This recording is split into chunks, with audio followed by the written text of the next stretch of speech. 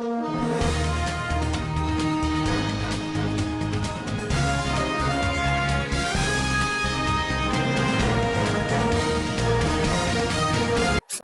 Regional passport officer Dasari Balayya ने एक बयान में कहा है कि आज से रियासत तेलंगाना में पासपोर्ट खिदमत बहाल की जा रही है। हैदराबाद के बेगमपेट, अमीरपेट और टोली चौकी के अलावा निज़ामाबाद पासपोर्ट सेवा केंद्र, करीमनगर का मरकज़ और सिकंदराबाद पासपोर्ट ऑफिस में public inquiry counter, branch secretary का दफ्तर दोबारा शुरू हो रहा है। दफातर के औकात सुबह 6 बजे से दोपहर 1 बजे तक होंगे। आवाम से अपील की जाती है कि वो इससे मुस्तफ़ीद हों।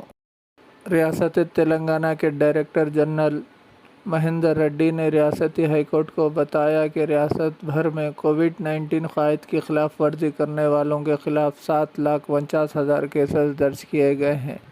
हाईकोर्ट में एक रिपोर्ट पेश करते हुए महेंदर रेड्डी ने कहा है कि ये केसेस 1 अप्रैल से 30 मई तक दर्ज किए गए। इसी तरह मास्क का इस्तेमाल न करने पर 4,18,000 केसेस दर्ज किए गए और 35 करोड़ 81 लाख के जुर्माने आयद किए गए हैं। लॉकडाउन और कर्फ्यू की खिलाफ वर्जी करने वालों के खिलाफ 2,61,000 केसेस दर्ज किए गए हैं।